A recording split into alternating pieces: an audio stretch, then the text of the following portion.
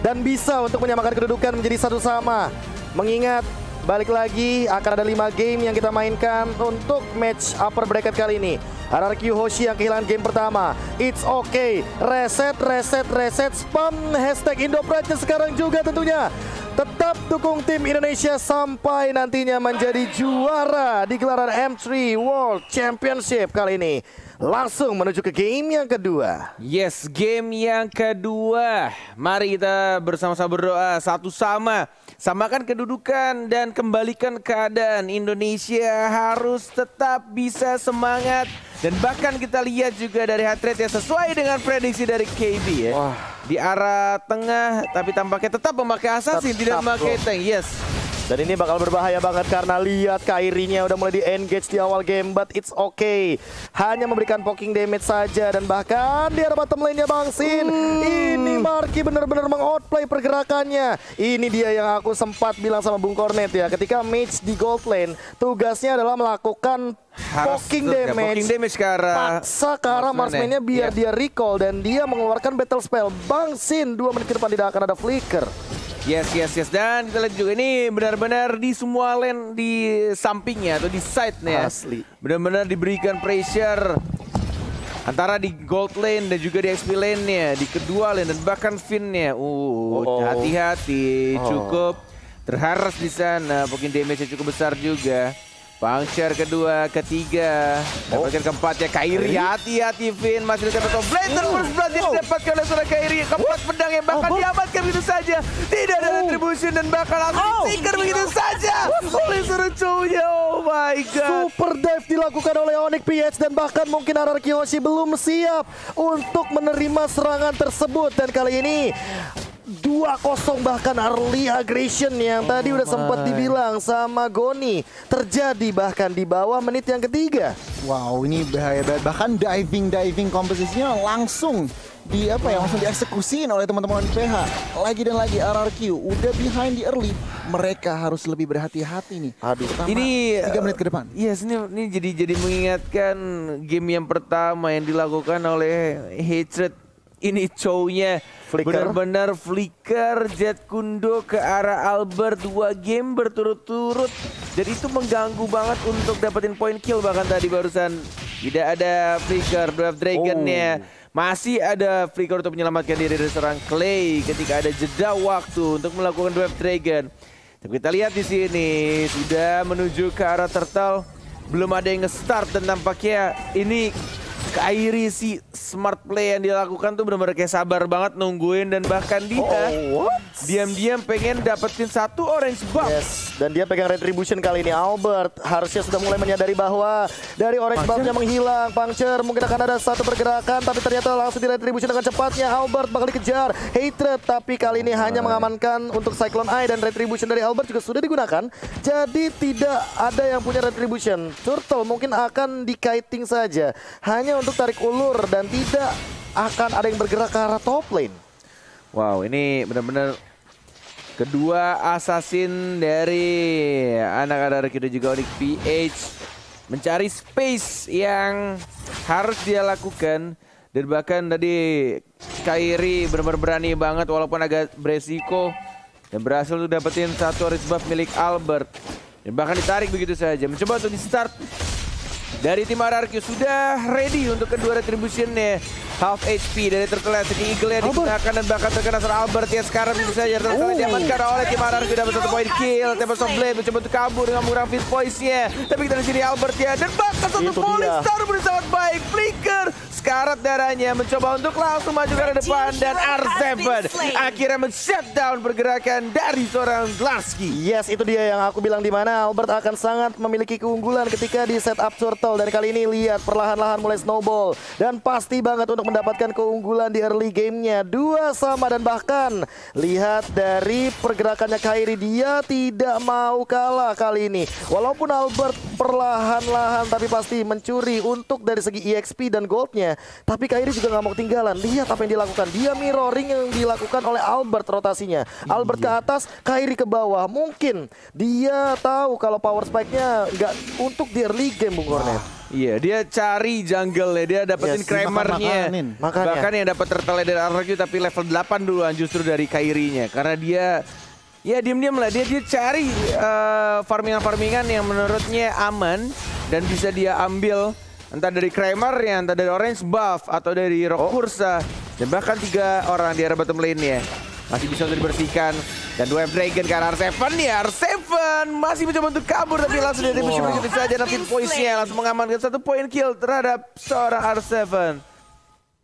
Wah, gila, lagi RRQ masih behind, tetapi ini benar-benar smart banget dari Kairi. Makanin jungle-nya dari Albert. Dan itu yang harus diperhatikan, Beloyski masih selamat dengan 1 HP. Tapi jujur ya, ini temponya jadi slow banget gue nih. Diturunin. Iya, diturunin. Entah kenapa. Walaupun menggunakan assassin ya, tapi kali ini langsung ada I'm offended begitu saja. Finn mencoba untuk mengincar karena Marky 4 hero, bahkan langsung ada random execution dan bahkan dihilangkan Bang Sin. Dengan kali ini quick draw-nya mendapatkan 1 dan bahkan lihat pergerakan dari Clay-nya. Dia nggak mau mid lane-nya hancur juga. R7 bakal langsung mengcover dengan cepatnya ke bagian mid lane. Falling Star Moon pun dilontarkan dan bahkan Blarsky sudah melakukan sedikit rotation ke arah bottom lane untuk menukarkan pergerakannya dengan Marky. Yes, langsung ditarik begitu saja. Dan 2 Dragon nih cukup offside. Dan bahkan dari Hatred-nya masih ada flicker untuk cabut. Mencoba untuk dikejar atau tidak. Masih bisa di cover oleh seorang Matilda. Dan sekarang malah Kairi-nya yang mencoba untuk men-setup turtle. Dan langsung mengajar seorang Finn-nya. Vedette-nya masih ditahan, belum dikeluarkan. Vedette-nya dihindari dengan menang tempo split. Kairi mencoba untuk masuk ke arah turtle-nya. Dan langsung tidak distribusi begitu saja. Albert tidak berhasil untuk mendapatkan turtle-nya. Albert-nya terjebak dan langsung di shutdown. Kehilangan Albert, kehilangan 1 orang dari tim RRQ plus turtle-nya. Tapi langsung di-trade oleh seorang R7.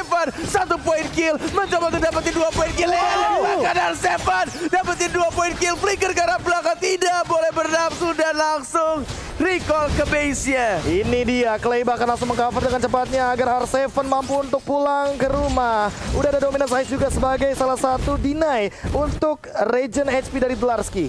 Wow, R7 di sini mengembalikan, mencari kompensasi sedikit demi sedikit, tetapi positioning Clay, seorang Deden harus berhati-hati. Kalau dia tidak berhati-hati, akan dimakanin oleh Cho, Matilda dan juga Ling. Dan untuk saat ini gold cuman dari Onyx PH 1000. Tetapi RRQ harus lebih milih-milih team fight juga sih masih. Lebih milih-milih team fight. Kali ini Falling Star Moon digunakan, bahkan ada flicker juga dari Beloyski. Finn-nya apakah dia bakal mengincar ke arah depan, tapi kali ini lihat Marky. Dia hanya ngereset dari 1 Black Sheet saja. Blarsky juga dipaksa untuk mundur. Dan Albert kali ini mendapatkan 1 buff. Yes, itu dia power spike dari Kairi. Yang kali ini, wait, Hatred ternyata yang malah melakukan split push. Memanfaatkan di mana posisi dari teman-teman RRQ Hoshi yang lebih dominan ke arah bottom lane karena purple buff dari Kairi sudah hilang. Yes, tidak ada purple buff. Purple buff dari Albert pun juga sudah mulai muncul. Walaupun berbeda 2K untuk goldnya, 25 detik lagi untuk turtle akan muncul. Ini turtle yang ketiga. Dan bahkan kita lihat juga pergerakan di arah mid lane Black Shoes-nya digunakan. Dan Black Shoes-nya tidak ada lagi. Langsung di shutdown begitu saja oleh anak-anak RRQ Hoshi. Mencoba untuk dapetin mid turret-nya kah? Karena sudah mulai dibersihkan atau menuju ke arah turtle dalam 5 detik lagi. Tapi Hatred-nya masih sabar menunggu di rerumputan. Tidak ada yang lewat begitu saja dan kali ini apakah Bang Sin bakal dikejar begitu saja. Flicker sudah digunakan, langsung Way of Dragon dan bahkan Clay tidak mendapatkan ke arah Hatred. Bahkan di-cover dengan cepatnya. Bang Sin still alive dan Albert akan fokus ke arah objektifnya. Walaupun kita bisa melihat di sini dari Onyx PS juga masih mencari kompensasi dengan melakukan split push Kairi. Oh my god, R7 Falling Star Moon kayaknya nggak bakal bisa di-follow dengan cepat dan bakal back for safety. Albert pun udah punya Endless Battle sebagai salah satu item bonusnya ketika tadi turtle sudah diamankan. Yes, ini benar-benar yang harus kita respect ya dari tim lawan, dari tim Onyx PH ketika Kairi sadar untuk turtle-nya sudah mulai dikuasain sama anak-anak RRQ. Dari kemungkinan yang bisa diambil adalah split push, dia langsung lompat Fitch Push ke arah bawah. Dengan split push walaupun belum didapatkan tengahnya. Darski-nya ditarik, tidak dipersilahkan untuk menggunakan flicker, consecration dan lain-lainnya. Langsung di-commit untuk dapetin satu Ranus di arah tengah KB. Yes, dan ini bakal jadi bagus banget karena 8-5 bahkan kali ini sudah mulai dikejar dari segi gold leadingnya. Yes. Goni apakah kali ini harus terus-terusan melakukan pick off dari RRQ Hoshi? Wow, ini kalau ngelihat dari segi tempo permainannya mereka harus ngontrol lane-nya sih, lebih ke arah kontrol lane-nya dulu karena tiba-tiba flickernya bagus banget dari Marky yang harus dilumbangkan, tapi di sisi lain lihat Kairinya dia juga udah mulai kelihatan dan muncul lagi kali ini satu turret untuk RRQ Hoshi. Nih kalau ngelihat ya, Chow-nya udah ngumpulin BOD dengan High and Dry, Clay dan juga Sin ini bisa langsung di solo kill. Positioningnya lagi harus diperhatikan. Oke, Baloyski apakah bakal terculik lagi? Ternyata nggak dikasih untuk satu pergerakannya, tapi Flicker masih bisa digunakan Bang Sin. Play yang luar biasa. Circling Eagle tapi masih ada Sin damage hanya time saja. Bang Sin is back ya guys ya. Tapi kali ini Kairi 1v1 situation melawan R7. Dia membutuhkan si Helbert karena kali ini R7 sangat amat kuat dengan Frostmourne Shield-nya. Kelas banget flicker ke depan, and then dia skill 2 untuk menangkap pergerakan dari seorang Maltida. Ini dia replay yang dilakukan oleh Bang Sin. Sabar menunggu, set flicker lompat kena stun, and then langsung dipaksakan Circling Eagle dan dapetin poin kill ya Bang Sin. Wow. Oke, tapi kali ini lihat langsung ada pergerakan nama Offender dan bahkan tempat softplay dipaksa. Finnya dalam ancaman, tapi langsung di follow up dengan cepat ditumbangkan Finnya. Marky mendapatkan 1-2 breaker ke arah belakang, tapi Clay-nya masih bisa survive. Albert mencoba untuk mengincar karena Dlarski, tapi lihat Regen SP-nya dan bahkan ada dispersion rotation. Langsung ada Circling Eagle ke arah belakang. Bang Sin masih bisa survive dan bahkan masih back for safety, di cover oleh Bang Clay. Dan kali ini tidak ada korban jiwa tambahan, hanya Bang Pipin saja yang tumbang. Wow. Oke, kalau kita ngintip item, Dominance Ice sudah dipegang oleh Vin dan juga R7. Bahkan nggak cukup dari itu, NOD juga diamankan Clay. Jadi benar-benar Delarski-nya dipaksa untuk berhati-hati. Sementara Marky dengan Genius One-nya, RRQ harus menjaga nggak bisa ngasal nabrak.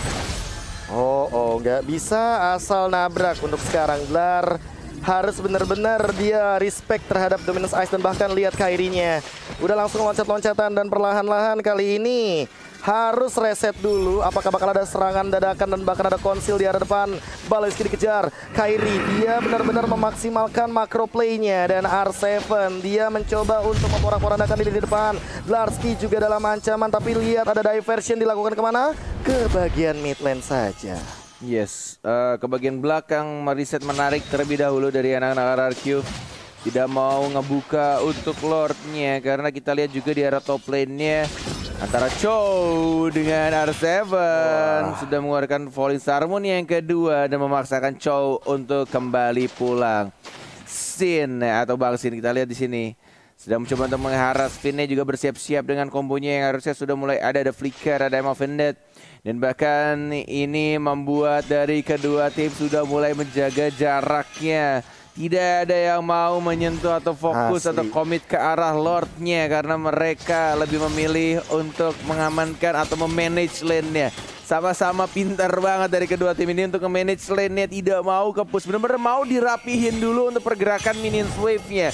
Baik dari arah tengah, atas maupun bawah. Dan ini formasi 1-3-1-nya sih ngeri banget loh. Nick PH itu seolah bisa melakukan speed push kemanapun mereka mau. Ada Link, ada Chow, jadi apalagi Chow-nya damage dan Vin, I'm offended-nya miss. Hampir mendapatkan Karabaloyski dan di sisi lain dari Kairinya akan 1v1 situation. Level 15 melawan level 13, lihat R7-nya terpukul mundur. Tapi masih punya Frostmourne Shield dan kayaknya bakal lebih memilih untuk kembali. Pecah juga ya? Pecah lama-lama, net beda 2 level soalnya.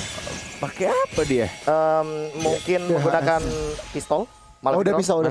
Udah mulai Victor udah harusnya. Udah. Jadi minimal kayak Dominance Ice gitu ya, tembus-tembus juga. Tapi Dlarski ini dia formasi 1-3-1 yang dimainkan oleh Onyx PH, di mana mereka itu selalu memaksimalkan untuk clear wave minion di mid, dibiarin aja untuk Marky farming sendirian, dan nantinya Dlarski, Hater dan Kairi yang akan melakukan rotasi secepat mungkin untuk melakukan individual push dan manage dari laning phase yang selalu dimention sama Goni.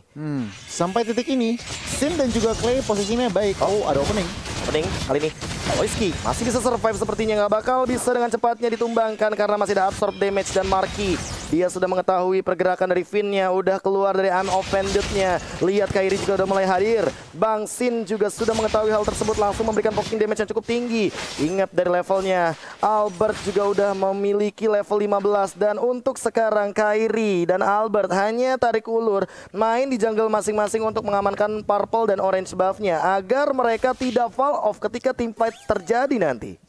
Yes. Ini benar-benar game yang cukup menarik dari kedua tim. Bahkan kita lihat juga dari anak-anak RRQ Hoshi yang mencoba untuk melakukan penyerangan, tapi balik lagi yang dilakukan sama anak-anak Onyx PH terlalu banyak speed pusher.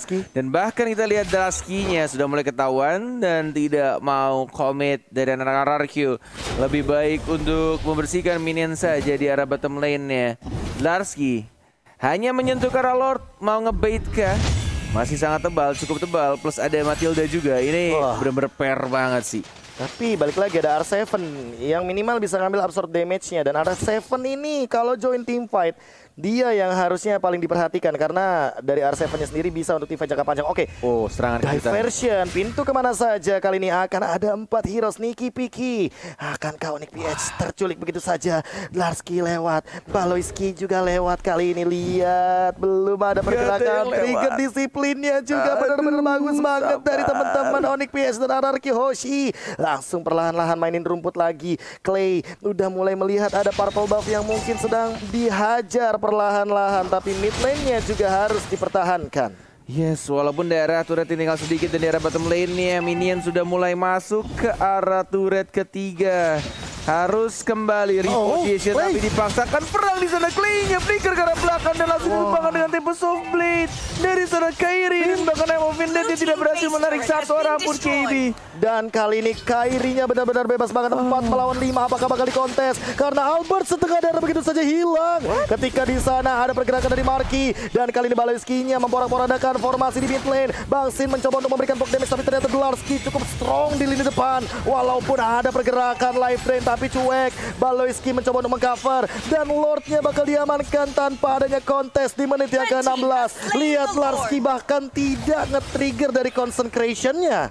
Yes, itu dia. Ketika satu orang sudah terculik dan yang dilakukan oleh anak-anak RRQ, ya sudah ikhlaskanlah untuk Lord-nya. Yang penting bisa mempertahankan untuk next team fight-nya. Flicker sudah digunakan, satu Falling Star Moon ke arah Baloyski, tapi lagi-lagi ini damage dari Lilianya sakit banget sih. Dia nge-backup untuk pergerakan dari seorang R7. Iya, ngomong-ngomongin soal Marky memang sakit banget karena apa, Genius One-nya udah jadi. Dan meskipun dari statistik nggak kelihatan impactnya, tetapi itu yang bikin banyak RRQ nggak jadi komit gitu. Zoningan, apalagi udah Divine Blade. Wah, ini susah banget untuk masuk, terutama dari seorang Finn. Oke, Finn harus lebih berhati-hati. Nah, shieldnya udah ke-trigger dan bahkan ada satu Black Shoes sudah digunakan. Lordnya akan berlenggang leha di arah bottom lane. Kali ini bahkan Dularsky melakukan blocking minion dengan sangat amat percaya diri di depan sana. Albert juga harus lebih berhati-hati karena kali ini dia bakal coba untuk di-engage R7. Bakal ada 1v2 situation di arah top lane, tapi kali ini tidak akan kenapa-napa. Mid lane sudah dihancurkan, bottom juga sudah hilang. Kali ini bahkan Kairi-nya lebih memaksa untuk mendapatkan satu, tapi Finn flickernya tidak kena. Dan Falling Star Moon juga tidak ada target di arah belakang sana. R7 sendirian mencoba untuk kiting yang terjadi terkena efek slow juga. R7 belum mengeluarkan dari segi flick out-nya, tapi kali ini Marky bakal ditumbangkan. Retribution. Kali ini Albert mendapatkan 1 poin kill-nya. Dan Onyx PH harus mundur perlahan-lahan. Ada diversion. Apakah akan ada HBD? Surprise, Kairi bakal ditumbangkan, tapi enggak. Tempest of Blade. Dan dia masih menggocek ke arah depan. Lihat Kairi fast hang. Dan dia masih survive, Bung Cornet. Gila. Ketika serangan kejutan pun belum bisa berhasil menumbangkan Kairi. Dia langsung Tempest of Blade, dapetin pedangnya Vince Poise, kabur ke tembok satu dan yang lainnya menuju langsung ke arah orange buff.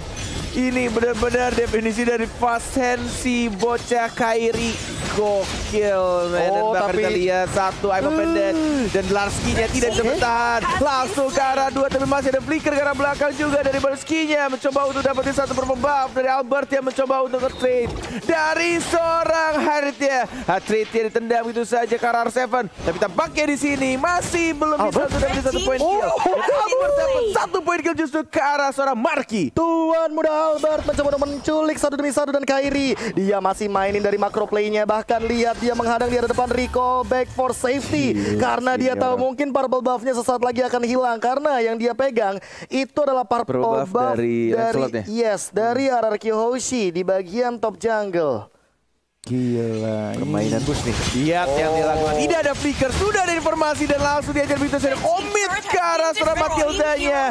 Diamankan, di-secure begitu saja oleh seorang Clay. Dalam 47 detik lagi, Lord akan muncul dan kita lihat permainan dari Argoji mulai pelan-pelan membalaskan apa yang terjadi menuju ke arah mid lane juga. Fokus dari serang Sinnya untuk dapetin turret yang dirasakan. Dan masih ada Don Run Wolf King-nya. Dari seorang Finn masih tetap ingin mendapatkan turret di arah top lane tanpa bantuan Lord. Mencoba untuk men-setup kembali. Belum ada tarikan dari seorang Finn, tapi Bang Sines sekarang. Oh my god. Langsung didapatkan begitu saja immortality yang pecah juga dari seorang Finn-nya. Dan Sin 50 detik kematiannya KB. Yes, Larski masih mencoba untuk bertahan. Dikejar tentunya dengan Ionic Edge. Tapi kali ini Clay, dia menggunakan diversion untuk mundur ke arah belakang. Pintu kemana saja, 4 detik bahkan kali ini Lordnya sudah mulai terlihat. Albert harus lebih berhati-hati. Larski kali ini udah mulai muncul. Dealing damage per secondnya udah hilang. Bang Sin untuk 25 detik ke depan. Dan Lord sudah up, Goni. Wow, ini harus diperhatikan. Jadi sayang banget, baru mau bilang kalau Zen itu positioningnya masih sangat on point. Belum terpick off, tetapi sayangnya akhirnya Onyx PH mendapatkan celah untuk pick off seorang Sin. Lagi dan lagi Onyx PH akan mendapatkan Lord 4 versus 5 situation. Oke, Larski sendirian di depan. Apakah bakal nge-trigger dari Clay-nya? Dia nggak mau kalau Clay-nya teleportation. 4 member dari Onyx PH malah fokus ke arah Lord dan tidak akan bisa dikontes kali ini untuk Lord yang kedua. Wow, tidak ada lagi pertahanan turret dari anak-anak RRQ Hoshi. Tapi mereka full member, 5-5-nya sudah kembali hidup. Albert mencoba untuk dapetin satu purple buff-nya yang mungkin akan didapatkan dengan mudah. Lord-nya juga mungkin kita lihat akan muncul sebentar lagi di arah mid lane-nya. Mencoba untuk kali ini kita lihat sang raja dari segala raja RRQ harus mempertahankan Lord yang sudah mulai berjalan di arah tengah. Dan bahkan kita lihat juga dari segi mapnya, anak-anak Onyx PH yang akan melakukan serangan dari 3 arah sekaligus. Dan lagi-lagi what the heck, immortality pecah dan volley summon yang sangat baik timingnya. Tapi kita lihat di sini tempat sombong sudah digunakan. Albert juga fokus ke arah minionnya dan langsung menumbangkan Kairi-nya. Immortality pecah dan dapat poin kill. Tapi base